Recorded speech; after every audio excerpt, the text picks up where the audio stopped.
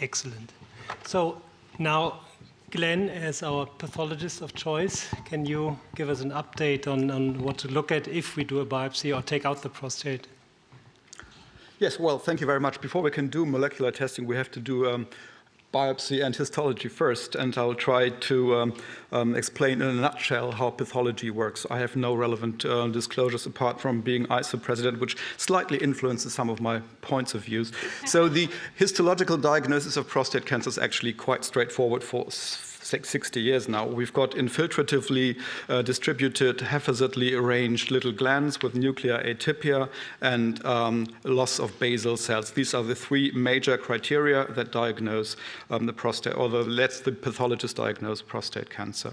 And since everything is not so easy in everyday life, we are very happy that we have immunohistochemistry to demonstrate basal cells. And as you can see on this image, the basal cells in brown, they are very strikingly positive, whereas the other glands, which also light up in red because they are positive for another marker, a racemase, which also makes a clear diagnosis of cancer possible, even in more difficult cases than this one. And the thing about immunohistochemistry in prostate cancer is it's not so easy just because we have two biomarkers, because it's very tightly correlated to the correct interpretation of morphology. So it's even more complex than hematological pathology, I would say, because it has to be interpreted in the morphological context. So once we have made the correct diagnosis of cancer, we want to grade it. And as prostate cancer is a very heterogeneous and complex tumor, it needs a very specific grading system, which was derived by Donald Gleason on the left-hand side. It's purely architecture-based, no cytology included, no counting mitosis, necrosis, and everything. So he basically jotted down images of prostate cancer that he saw browsing through hundreds of cases, and it basically recapitulates tumor de-differentiation from the top to the bottom. And then this was categorized into 5 categories.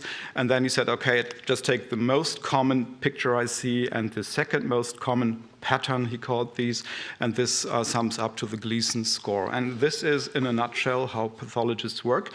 There are actually some changes to the Gleason system that has been done by the ISUP. For example, on the left hand, you can see the original Gleason drawing from 1966. This was first modified in 2005 by ISUP, where you can see that some of the larger glands in pattern 3 have been shifted to pattern 4, and this has been continued in the next conference in 2014 in Chicago, where even the smaller cribriform glands went into pattern 4.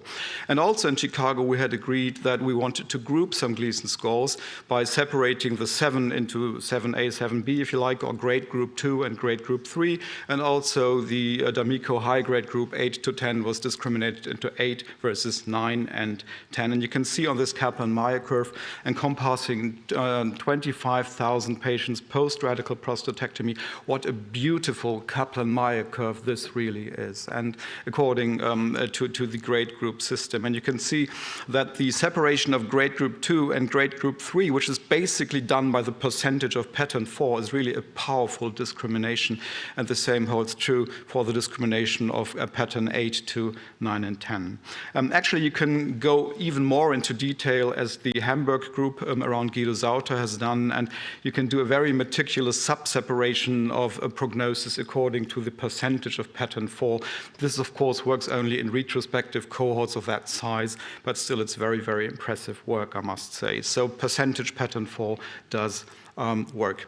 The WHO has outlined all the grading criteria very nicely. I don't have the time to go into detail. It's important to know that the grading procedure differs from the specimen type. So we work differently in a biopsy and in a radical prostatectomy specimen. And also, to make things a bit more complicated, we have 2 different societies in geopathology with differing recommendations. The WHO didn't take sides, but they published both recommendations of both societies.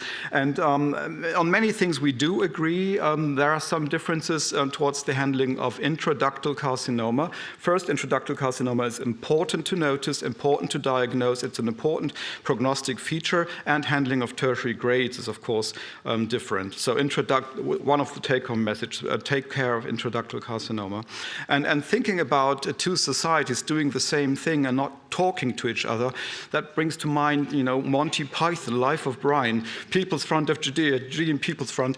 And actually, we are now leaving this part of our life behind, and now we're actually working together, ISUP and GUPS, and I'm very thrilled and looking forward to the consensus conference that we'll have next month in Boston, and we hope to clarify some of the discrepancies we had on intraductal carcinoma. Right, so coming back to prostate cancer grading, we still have a problem, and that is inter-observer variability. For example, this is a difficult cancer, difficult to grade, and we've shown this to 24 experts, and the experts couldn't agree because they had 3 different clusters of grades. And the question is, who is right?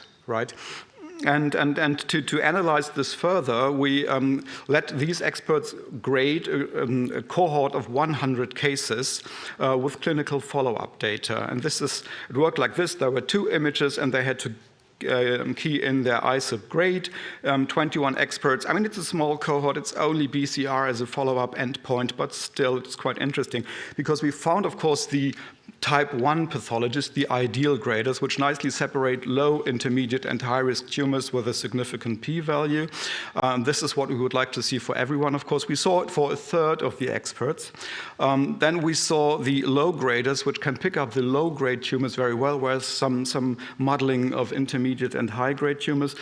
We also had 5% high graders, which can nicely pick up those tumors that progress in contrast to the other groups.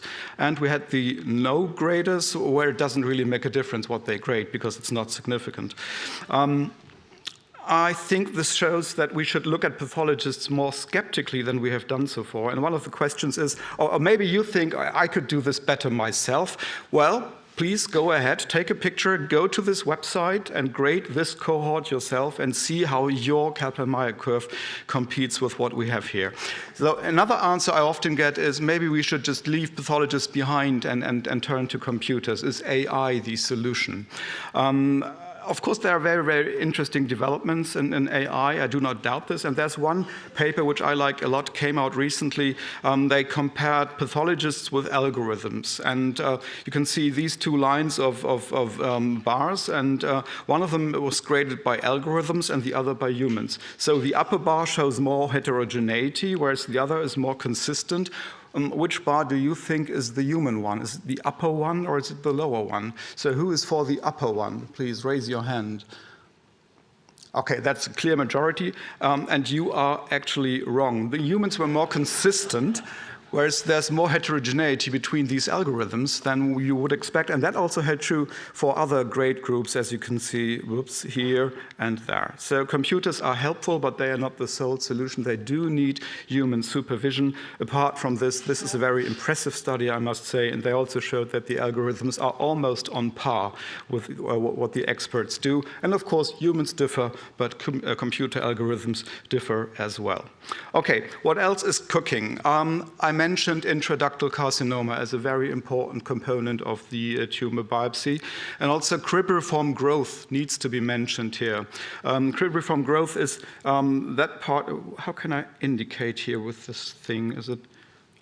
So this is cribriform growth, multiple lumina and something like this, whereas here are only poorly formed glands on the other side. So both cases have the same Gleason grade, the same ISUP grade group, but the one has got cribriform growth, which is aggressive and necessitates definitive treatment, whereas the others may be considered for active surveillance. So it is important to mention cribriform growth. Also, it needs to be defined what is cribriform growth. So there's an ISUP definition.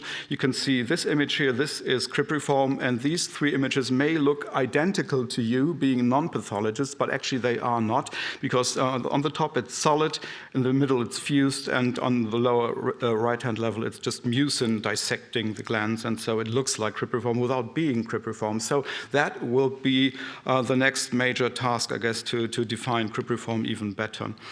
And as my last paper I want to present is a work from Jesse McKinney, and they compiled all these features: intraductal carcinoma, Gleason pattern 5, cribriform growth, stromogenicity of tumors, and called this signature, this histological signature, unfavorable histology. And this is very, very intriguing what they found, because they found in a huge cohort with long-term follow-up post-radical prostatectomy that it really does make a difference if you are in the group without unfavorable histology or with unfavorable histology. The same held true for metastatic behavior of the tumor and eventually also for death. And being a pathologist, death shall be my final word. I thank you for your attention.